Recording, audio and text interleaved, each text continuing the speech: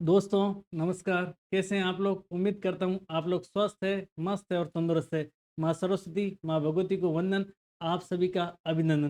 प्यारे प्रतियोगी योद्धाओं, आज से मैं आप लोगों के सामने एक बेहतरीन सीरीज शुरू करने जा रहा हूँ और इस सीरीज का नाम है PYQ यानी प्रीवियस ईयर्स क्वेश्चन। प्यारे विद्यार्थियों, हर कोई प्रतियोगी परीक्षा, जिस भी परीक्षा की तैयारी कर रहा है, फॉर्म भरता है तो उससे पहले दो चीज़ें उसके दिमाग में आती है। एक पहला प्रश्न तो ये आता है कि इसका सिलेबस क्या है, और दूसरा प्रश्न ये आता है कि इसमें किस प्रकार के प्रश्न आते हैं, किस प्रकार के प्रश्नों की पद्धति रहती है, किस प्रकार के प्रश्नों का पैटर्न रहता है। प्यारे विद्यार्थियों, अगर आपका भी सपना है राजपत्रित अधिकारी बनने का, तो ये सीरीज आप लोगों के लिए मील का पत्थर साबित होगी। साथ ही साथ उन तमाम प्रतियोगी योद्धाओं के लिए भी ये सीरीज ब्रह्मास्त्र का रूप में है। जो प्रतियोगी योद्धा कोई भी परीक्षा की तैयारी कर रहे हैं और उस परीक्षा में भारतीय राज्य व्यवस्था से संबंधित सीधे सीधे प्रश्न आते हैं। प्यारे विद्यार्थियों, तो देर किस बात की, जुट जाइए। इंतजार करने वालों को उतना ही मिलता है जितना कोशिश करने वाले छोड़ जाते हैं। सीधे सीधे आज की सीरीज, आज इस एपिसोड में हम बात करेंगे स्कूल व्याख्याता आरपीसी ग्रेड फर्स्ट परीक्षा 2022 में हुई थी और ग्रुप ए का पेपर इंडियन पॉलिटी राज्य व्यवस्था से संबंधित संपूर्ण व्याख्यात्मक हल करेंगे, जिससे आपका संपूर्ण 360 डिग्री एनालिसिस यानी कि एक बार टॉपिक है जो कंप्लीट का कंप्लीट रिवाइज हो जाएगा। मैं हूं आपका साथी दोस्त विकास गवाला, स्कूल व्याख्याता राजनीति विज्ञान। सीधे सीधे पहले प्रश्न की बात करते हैं साथियों। पहला प्रश्न भारतीय राज्य व्यवस्था से संबंधित, एक नागरिक को मताधिकार का प्रयोग करने से अयोग्य मानने के आधारों के सही समूह को चिन्हित कीजिए। यानी एक नागरिक को मताधिकार यानी वोट देने से वंचित किस प्रकार से किया जा सकता है? कौन सा समूह है जिस आधार पर नागरिक को वोट देने से रोका जा सकता है या फिर मताधिकार से वंचित किया जा सकता है? फटाफट से उत्तर बताने की कोशिश कीजिए। अगर मताधिकार की बात आती है तो मेरे साथियों आपके जहन में सीधा सीधा प्रश्न आता है भारत का निर्वाचन विभाग। भारत का निर्वाचन विभाग, और भारत के निर्वाचन विभाग की बात करें तो भारतीय संविधान का मेरे साथियों भाग 15 अनुच्छेद की बात करें तो ध्यान रखना अनुच्छेद 324 से लेकर के 329 के भारतीय निर्वाचन विभाग से संबंधित है। अब देखिए कौन सा समूह है जिसके आधार पर मताधिकार से वंचित किया जा सकता है, तो ऑप्शन सी आपके सही हो जाएगा। अपराध, अपराध, भ्रष्ट या अवैधानिक आचरण या फिर गैर निवास के आधार पर वोट देने से वंचित किया जा सकता है। अब आप लोगों का मन मारा सर ये कहां पर लिखा गया? ध्यान रखना मेरे साथियों, भारतीय संविधान और भारतीय संविधान का आर्टिकल 326 में साफ साफ शब्दों में ऐसा लिखा गया है कि किसी नागरिक को वोट देने से वंचित किस प्रकार से किया जा सकता है। लगातार मेरे साथियों ध्यान रखना, भारतीय संविधान का आर्टिकल 324 में साफ साफ शब्दों में उल्लेख है कि भारतीय निर्वाचन विभाग का कार्य क्या होगा। और भारतीय निर्वाचन आयोग, ध्यान रखना मेरे साथियों साथियों संसद, राज्य विधानमंडल, राष्ट्रपति और उपराष्ट्रपति की नामावली सूची तैयार करता है। अब देखिए आर्टिकल संख्या 326 क्या कहता है? लोकसभा व राज्य की विधानसभाओं के लिए निर्वाचनों का वयस्क मताधिकार के आधार पर निर्वाचन प्रक्रिया है। इसमें किस आधार पर नागरिकों को वंचित किया जा सकता है वोट देने से? इस प्रश्न का उत्तर मेरे साथियों यहाँ रहा, अनुच्छेद 326 से संबंधित सीधा सीधा प्रश्न आया था। अब 5 आधार दे रखे हैं और 5 आधार आने वाले अपकमिंग एग्जाम में मेरे को सीधा सीधा लग रहा है कि आपको कर्मानुसार प्रश्न पूछ सकते हैं। इसमें तो आ गया कि वो आधार कौन से, और अब आपके आ सकता है कर्मानुसार। तो ध्यान रखना, पहला आधार है ए निवास यानी कि नॉन रेजिडेंस। दूसरा आधार है चित्त विकृति यानी अनसाउंडनेस ऑफ माइंड। तीसरा आधार है नागरिकों को वोट देने से वंचित करने का अपराध, भ्रष्ट या फिर आपके अवैध आचरण, जिसे कह सकते हैं क्राइम, करप्ट और इलीगल प्रैक्टिस। इस आधार पर वोट देने से वंचित किया जा सकता है किसको? नागरिकों को। भारतीय संविधान में अनुच्छेद 326 में ध्यान रखना मेरे साथियों, 61वां संविधान संशोधन हुआ था आपके 1989, जिसके तहत वोट देने की उम्र कितनी कर दी गई? पहले वोट देने के लिए न्यूनतम निर्धारित आयु थी पंजीकृत मतदाता सूची में नाम दर्ज करवाने के लिए व्यक्ति को कम से कम 21 साल का होना जरूरी था, जबकि 61वें संविधान संशोधन के तहत यह 21 वर्ष से उम्र घटाकर कितनी कर दी? 18 वर्ष कर दी गई। इस चीज का भी ध्यान रखना। और ऐसा उल्लेख कहां पर है? तो भारतीय संविधान के आर्टिकल संख्या 326 में ऐसा उल्लेख किया गया है। अगला प्रश्न क्या कह रहा है? देखिए सीधा सीधा फैक्चुअल प्रश्न आया था, सूची फर्स्ट का मिलान सूची सेकंड से कीजिए और सूचियों के नीचे दिए गए कूट में से सही उत्तर का चयन कीजिए। फैक्चुअल प्रश्न, सीधा सीधा हल्का सा प्रश्न। ऑप्शन ए के अंदर है कि राष्ट्रपति के निर्वाचन हेतु निर्वाचक मंडल का उल्लेख कहां पर है? तो ध्यान रखना भारतीय संविधान का आर्टिकल 54। राष्ट्रपति के निर्वाचन हेतु योग्यता और योग्यता की बात करें तो भारतीय संविधान का आर्टिकल संख्या 58। राष्ट्रपति पर महाभियोग महाभियोग लगाया जाता है मेरे साथियों आर्टिकल 356। और महाभियोग का आधार यानी महाअभियोग का आधार क्या है, ऐसा ऐसी इस प्रकार की प्रक्रिया कहां पर है तो आर्टिकल 61 में। और राष्ट्रपति पर महाअभियोग का आधार संविधान, कौन सा आधार है, संविधान का अतिक्रमण यानी कि वोलेशन ऑफ कॉन्स्टिट्यूशन महाअभियोग का आधार है राष्ट्रपति पर। और इसका सही उत्तर क्या हो जाएगा मेरे साथियों, ऑप्शन ए यानी राष्ट्रपति के निर्वाचन हेतु निर्वाचक मंडल, ऑप्शन ए में हो जाएगा मेरे साथियों आपके 4। राष्ट्रपति के निर्वाचन हेतु योग्यता ऑप्शन 1 और राष्ट्रपति पर महाअभियोग आपके ऑप्शन 56 यानी सी। तो आपका ऑप्शन सी सही उत्तर हो जाएगा। सीधा सीधा फैक्चुअल प्रश्न है राष्ट्रपति के अनुच्छेद से संबंधित। अगला प्रश्न देखिए, तीसरा प्रश्न भारतीय राज्य व्यवस्था का। यह चिन्हित कीजिए कि राज्यसभा के गठन के बारे में निम्नलिखित में से कौन से वाक्य सही है, कौन से वाक्य सही है। राज्यसभा की सदस्य संख्या 250 से अधिक नहीं होनी चाहिए। बिल्कुल भाई साहब, राज्यसभा की सदस्य संख्या 250 से अधिक नहीं होनी चाहिए, सही है। ऑप्शन बी कह रहा है कि 12 मनोनीत सदस्य विज्ञान, कला, समाज सेवा और खेल क्षेत्रों से होने चाहिए।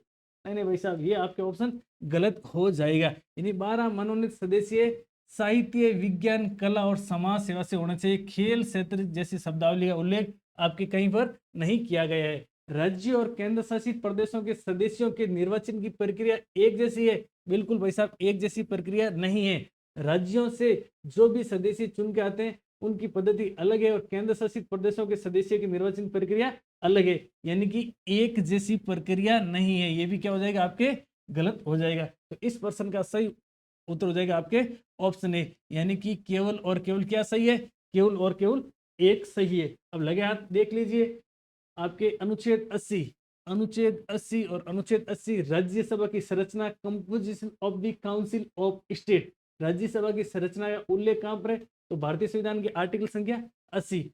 आर्टिकल 80 का सब क्लोज 1, 80 का उपबंध ए क्या कहता है, राष्ट्रपति द्वारा नाम निर्देशित सदस्य, यानी राष्ट्रपति द्वारा नॉमिनेटेड किए जाएंगे सदस्य। और कितने किए जाएंगे, ध्यान रखना मेरे साथियों, 12 सदस्य किए जाएंगे। अनुच्छेद 80 का उपबंध 2, उपबंध 2 कह रहा है राज्यसभा सीटों का राज्यवार आवंटन चौथी अनुसूची के अनुसार होगा। राज्यसभा सीटों का राज्यवार आवंटन अनुसूची 34 में जिस प्रकार से है उस प्रकार से होगा। और चौथी अनुसूची राज्यसभा में राज्यवार सीटों का आवंटन से संबंधित है। अनुच्छेद 80 और 80 का उपबंध 3 क्या कह रहा है, साहित्य, विज्ञान, कला और समाज सेवा। अब प्रश्न के अंदर क्या लिखा हुआ था देखिए, वापस प्रश्न पे आते हैं। 12 मनोनीत सदस्य विज्ञान, कला, समाज सेवा और खेल क्षेत्र। खेल क्षेत्रों की जगह क्या है, साहित्य। और ये सीधा सीधा आपके कर्मानुसार आने वाले अपकमिंग एग्जाम में प्रश्न आएगा। अपकमिंग एग्जाम में प्रश्न क्या आएगा, 80(3) के अनुसार कर्मानुसार जमाए। तो ध्यान रखना, सबसे पहले क्रम है आपके साहित्य, क्या है साहित्य, उसके बाद में विज्ञान, कला और समाज सेवा। अब देखिए, साहित्य को हम लिटरेचर कह सकते हैं, विज्ञान को साइंस कह सकते हैं, कला को आर्ट कह सकते हैं, समाज सेवा को सोशल सर्विस कह सकते हैं। अब आप लोगों के मन में आना है सर कि राष्ट्रपति महोदय ने सचिन तेंदुलकर को नॉमिनेटेड किया था, खेल क्षेत्र का आधार नहीं है, तो किस आधार पे उनको नॉमिनेटेड किया था। तो ध्यान रखना मेरे साथियों, खेल क्षेत्र नहीं है, लेकिन खेल क्षेत्र को कला के अंदर, कला के अंतर्गत लिया गया है। यानी कि खेल खेलना एक क्या है, कला है। खेल खेलना क्या है, कला है। अब लगातार एक चीज आपको और बता देता हूँ कि अगर आपके राष्ट्रपति महोदय जैसे टर्म्स अच्छे हैं और आपकी उम्र अगर 30 साल से ज्यादा हो गई तो आपको इन चारों में से कोई एक आधार पर आपको राज्यसभा में नॉमिनेटेड किया जा सकता है। साहित्य क्षेत्र, विज्ञान क्षेत्र, कला क्षेत्र या फिर समाज सेवा। भारतीय संविधान का आर्टिकल 80 और 80 का उपबंध 4, राज्यसभा के प्रत्येक राज्य के प्रतिनिधियों का निर्वाचन उस राज्य की विधानसभाओं के निर्वाचित सदस्यों द्वारा आनुपातिक प्रतिनिधित्व पद्धति के अनुसार एकल संक्रमणीय मत द्वारा किया जाएगा। जबकि 85 में क्या लिखा हुआ, अनुच्छेद 80 और 80 का उपबंध 5, राज्यसभा में संघ राज्य क्षेत्र, संघ राज्य क्षेत्रों के प्रतिनिधि ऐसी रीति से चुने जाएंगे जो संसद विधि द्वारा निहित करेगी। तो सीधा सीधा आपका उत्तर देखिए, ये आपके 80(4) भारतीय संविधान का उपबंध 80(4) और संघ शासित क्षेत्रों की बात करें तो भारतीय संविधान और भारतीय संविधान का आर्टिकल 80 का उपबंध 5, यानी कि संघ शासित प्रदेशों से सदस्य किस प्रकार से आएंगे, ऐसी रीति कौन बनाएगा, ऐसी रीति संसद बनाएगी। सेम रीति नहीं है कि राज्यों से किस प्रकार से आएंगे और संघ शासित क्षेत्रों से किस प्रकार से आएंगे। अगला प्रश्न देखिए, अगला प्रश्न मेरे साथियों, गोपनीयता के अधिकार पर सर्वोच्च न्यायालय के फैसले के संबंध में कौन सा बयान सही है। गोपनीयता यानी अपन कह सकते हैं निजता का अधिकार, सर्वोच्च न्यायालय के फैसले के संबंध में कौन से बयान सही है। गोपनीयता का आधार, गोपनीयता का अधिकार अनुच्छेद 21 के एक आंतरिक भाग के रूप में घोषित किया गया है जो जीवन और स्वतंत्रता की सुरक्षा करता है। बिल्कुल भाई साहब, आपका ऑप्शन ए तो सही हो जाएगा। ऑप्शन बी की बात करें, सुप्रीम कोर्ट के 10 न्यायाधीश पीठ ने यह ऐतिहासिक फैसला दिया था। नहीं, एक बार इसको देखना पड़ेगा। 10 न्यायाधीशों की पीठ ने नहीं दिया था। ध्यान रखना मेरे साथियों, न्यायाधीशों की पीठ कितनी थी, 9 न्यायाधीश थे। कितने न्यायाधीश थे, 9 न्यायाधीश थे। तो आपके ऑप्शन बी है वो गलत हो जाएगा। ऑप्शन सी कह रहा है यह निर्णय भारत के मुख्य न्यायाधीश जे.एस. खेर की अध्यक्षता में दिया गया। बिल्कुल जे.एस. खेर की अध्यक्षता में दिया गया और यह निर्णय दिया गया था मेरे साथियों 24 अगस्त 2017 को जे.एस. खेर की अध्यक्षता में संवैधानिक पीठ बनाई गई थी और उस पीठ में कितने जज थे, 9 जज थे। तो ये आपके ऑप्शन सी तो सही हो जाएगा। ऑप्शन डी क्या कर रहा है, सरकार ने तर्क दिया है कि संविधान व्यक्तिगत गोपनीयता को एक असहनीय मौलिक अधिकार की गारंटी नहीं देता है। फटाफट से कमेंट करके बताइए, सरकार ने तर्क दिया कि संविधान व्यक्तिगत गोपनीयता को एक असहनीय मौलिक अधिकार के रूप में गारंटी नहीं देता है। तो आपका ऑप्शन ये भी बिल्कुल बिल्कुल सही हो जाएगा। तो आपका सही उत्तर क्या हो जाएगा, ए, सी और डी। क्या हो जाएगा, ए, सी और डी, यानी कि ऑप्शन ए सही हो जाएगा। अब देखिए भारतीय संविधान और भारतीय संविधान का अनुच्छेद संख्या 21 मौलिक अधिकार के तहत अनुच्छेद 21 में क्या लिखा हुआ, प्राण और दैहिक स्वतंत्रता का अधिकार। क्या लिखा हुआ है, प्राण और दैहिक स्वतंत्रता का अधिकार। क्या लिखा हुआ है मेरे साथियों, प्राण और दैहिक स्वतंत्रता का अधिकार। और अनुच्छेद 21 के की बात करें तो ध्यान रखना शिक्षा का अधिकार। किसका है, शिक्षा का अधिकार। तो आपके इस प्रश्न का उत्तर ऑप्शन बी गलत है। उसके पीछे कारण है कि 10 न्यायाधीशों की जगह 9 न्यायाधीशों की पीठ थी। अगले प्रश्न की ओर, और आपके 4 प्रश्न ही आए हुए थे इसमें ना। ग्रुप ए का एग्जाम जो 2022 के अंदर हुआ था उसमें 4 प्रश्न ही आए हुए थे। प्यारे विद्यार्थियों, अगर आपको सेशन अच्छा लगा तो इसको शेयर जरूर कीजिए, जिससे हमारे अंदर एक सकारात्मक ऊर्जा का भाव आएगा, जिससे हम बहुत जल्द कोशिश करेंगे कि दूसरा वीडियो भी आप लोगों के सामने लेकर आ जाएं। लेकिन अगर आपको सेशन अच्छा लगा तो इसको शेयर जरूर करें, सब्सक्राइब जरूर करें, लाइक जरूर करें, जिससे हमारे अंदर एक नई ऊर्जा का संचार होगा।